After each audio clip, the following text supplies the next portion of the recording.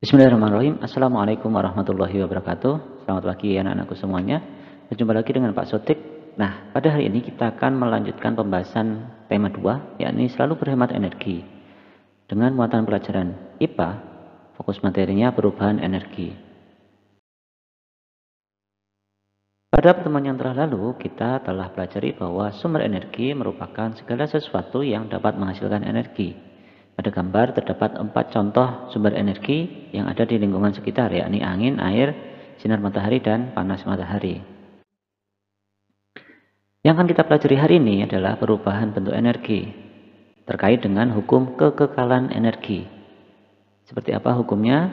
Hukumnya kekekalan energi menyatakan bahwa jumlah energi dari sebuah sistem tertutup itu tidak berubah. Ia akan tetap sama. Energi tersebut tidak dapat diciptakan maupun dimusnahkan oleh manusia, namun ia dapat berubah dari satu bentuk energi ke bentuk energi yang lain. Jelas sekali bahwa energi tidak dapat diciptakan maupun dimusnahkan oleh manusia, tetapi energi itu dapat kita rubah dengan bantuan alat tentunya menjadi bentuk energi lain yang dapat kita manfaatkan. Pada pertemuan yang lalu kita juga telah belajar manfaat energi matahari, mulai dari pembangkit listrik, kemudian pembentukan vitamin D, proses fotosintesis pada tumbuhan, pembuatan garam, kemudian mengeringkan pakaian maupun mengeringkan bahan makanan.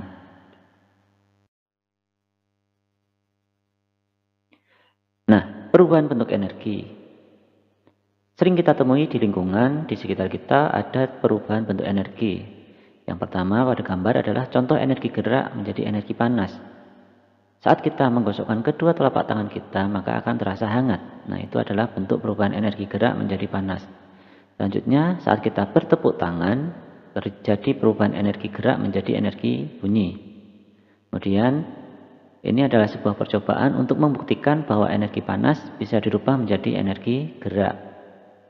Selanjutnya, saat kita makan, tubuh terasa hangat, terasa panas. Itu menunjukkan perubahan energi kimia dari sumber makanan menjadi energi panas. Kemudian, energi listrik menjadi energi panas bisa kita temukan pada peralatan setrika listrik.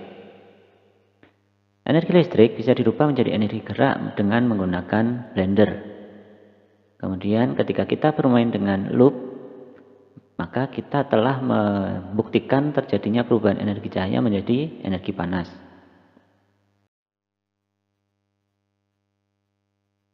Perubahan energi yang lain bisa kita simak misalnya pada gambar di atas, yakni aerogenerator. Di sini ada perubahan energi gerak menjadi energi listrik. Kemudian energi kimia menjadi energi listrik menjadi energi cahaya bisa kita temukan pada senter, baik senter ya, peralatan senter maupun pada handphone. Kemudian energi kimia menjadi energi panas, kemudian menjadi energi gerak. Ini kita temukan saat kita makan, kemudian tubuh terasa hangat, kemudian kita mampu berlari atau kita gunakan untuk berlari dan berjalan. Maka terjadi perubahan energi kimia menjadi panas dan menjadi energi gerak. Selanjutnya pada birko atau dinamo sepeda terjadi perubahan energi, yakni energi gerak menjadi energi listrik yang dirubah menjadi energi cahaya. Semakin kita cepat mengayuh sepeda, maka cahaya yang dihasilkan juga semakin terang. Kemudian pada televisi atau laptop maupun monitor komputer terjadi perubahan energi listrik menjadi energi cahaya. Energi listrik menjadi energi suara dapat kita lihat pada peralatan tape recorder maupun radio. Nah, di situ energi listrik digunakan untuk menghidupkan radio yang kita bisa dengar suara-suara baik lagu maupun pemutar kaset ya, kaset atau CD-nya. Sumber energi yang banyak digunakan saat ini adalah energi listrik. Nah, dengan berbagai peralatan kita dapat mengubah energi listrik menjadi bentuk energi yang lain. Contoh pada gambar ada setrika listrik. Kemudian ada kompor listrik, solder, dan magic jar atau magic comb. Nah, dengan peralatan tersebut kita dapat mengubah energi listrik menjadi energi panas yang sangat bermanfaat bagi kehidupan kita. Selain menjadi energi panas, energi listrik juga bisa dirubah menjadi bentuk energi yang lain menggunakan bor listrik, kemudian blender, kipas angin, maupun motor listrik. Nah, di sini terjadi perubahan energi listrik menjadi energi gerak. Sumber energi listrik dapat dibedakan menjadi dua, yakni sumber energi listrik jaringan, kemudian sumber energi listrik portable. Sumber energi listrik jaringan ini dihasilkan oleh PLTA, PLTP, PLTG, dan lain sebagainya, atau dihasilkan oleh PLN, perusahaan listrik negara. Kemudian digunakan untuk keperluan rumah tangga maupun industri. Selanjutnya, mempunyai daya tegangan dan arus listrik yang tinggi. Kemudian, untuk energi listrik portable bersifat ringkas dan mudah dibawa. Kemudian mampu menyimpan energi dan digunakan sesuai kebutuhan, tentunya dalam jangka waktu tertentu. Kemudian contoh sumber energinya adalah aki dan baterai. Pada energi listrik jaringan, sering kita temukan peringatan bahaya awas tegangan tinggi. Karena memang tegangan maupun daya yang dihasilkan listrik jaringan ini sangat tinggi dan berbahaya jika terkena manusia. Sumber energi listrik maupun sumber energi fosil merupakan sumber energi yang terbatas, akan habis jika tidak kita kelola dengan baik. Sehingga perlu diupayakan sumber energi yang lain, yakni sumber energi alternatif. Contoh sumber energi alternatif yang ada di sekitar kita antara lain energi matahari. Dengan bantuan panel surya dapat menghasilkan energi listrik. Kemudian energi air dapat menghasilkan energi listrik menggunakan generator dan turbin. Kemudian energi angin dapat diubah menjadi listrik dengan kincir angin atau aerogenerator. Selanjutnya energi panas bumi atau geotermal berasal dari batuan, air, dan uap panas yang ada di dalam bumi. Dapat dimanfaatkan untuk membangkitkan listrik dengan menggunakan turbin. Selanjutnya energi biomasa yang berasal dari bahan organik, kemudian dibedakan menjadi 3 jenis, yakni biosolar atau biodiesel, bioetanol, dan biogas.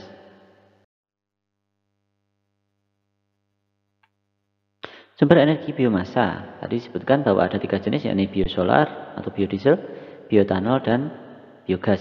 Nah, sumber energi biomasa ini perlu diupayakan karena berasal dari limbah tanaman, limbah hewan, maupun limbah industri pertanian yang dapat dikonversi menjadi biomasa sehingga bisa dimanfaatkan sebagai bahan bakar maupun pembangkit listrik.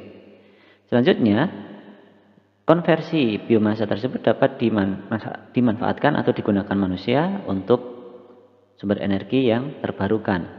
Nah, sumber energi biomasa berasal dari apa saja? Yang pertama, misalnya tadi disebutkan dari limbah tanaman ya, tumpukan daun kering, kemudian ada limbah tebu, kulit jagung, limbah kulit kacang kedelai. Selanjutnya ada kotoran ternak, sapi, kambing maupun kerbau. Ada dari biji jarak dan kelapa sawit. Nah, ini sebagai bahan dasar biodiesel atau biosolar. Kemudian dari singkong dan sagu bisa dirubah menjadi bioetanol sebagai pengganti pertalite atau pertamax. Nah, adapun dampak positif atau keuntungan penggunaan biomasa yaitu sebagai sumber energi yang paling murah, bahkan gratis, karena dapat diperoleh dengan mudah dan merupakan limbah ya. Yang kedua adalah biaya operasional yang rendah karena bahan baku tersedia melimpah dan gratis. Tadi disebutkan bahwa biomasa ini salah satunya berasal dari limbah. Nah, kalau dari limbah tentunya gratis, tidak perlu dibeli. Dan yang ketiga adalah ramah lingkungan, karena proses pembakarannya lebih sempurna, tidak meninggalkan residu atau sisa pembakaran, semisal CO2. Berbeda dengan bahan bakar fosil atau bahan bakar minyak yang menghasilkan karbon monoksida maupun karbon dioksida. Selanjutnya, karena tidak menghasilkan residu, sehingga tidak menyebabkan efek rumah kaca atau pemanasan global warming, sehingga dapat mengurangi potensi hujan asam dan kabut asap. Yang kelima, tidak terpengaruh kenaikan harga bahan bakar minyak. Dan yang terakhir adalah mampu mengurangi polusi udara, karena pembakaran limbah pertanian biasanya dilakukan di dalam ruangan dengan cerobong asap tertentu, cerobong asap khusus, sehingga udara atau hasil pembakaran tidak langsung disalurkan ke udara luar. Nah, anak-anakku, itu tadi materi yang bisa Pak Guru sampaikan dengan rangkuman bahwa energi dapat dirubah menjadi bentuk lain. Energi tidak dapat diciptakan maupun dimusnahkan oleh manusia, tetapi dapat diubah menjadi bentuk lain yang lebih bermanfaat, tentunya dengan bantuan berbagai alat. Yang kedua, sumber energi yang saat ini banyak dimanfaatkan adalah sumber energi fosil yang jumlahnya terbatas dan harus diupayakan alternatifnya sebagai pengganti bahan bakar maupun sebagai sumber energi listrik. Berikutnya adalah salah satu energi alternatif, yakni biomasa berasal dari bahan organik dan limbah organik dengan berbagai keuntungan dan kelebihannya, yakni murah, gratis, jumlahnya melimpah, dan ramah terhadap lingkungan. Nah, anak-anakku, mungkin itu yang bisa Pak Guru sampaikan. Semoga bermanfaat. Jika ada hal yang belum dipahami, bisa kalian tulis di kolom komentar. Terima kasih telah menyimak video ini sampai habis. Wassalamualaikum warahmatullahi wabarakatuh.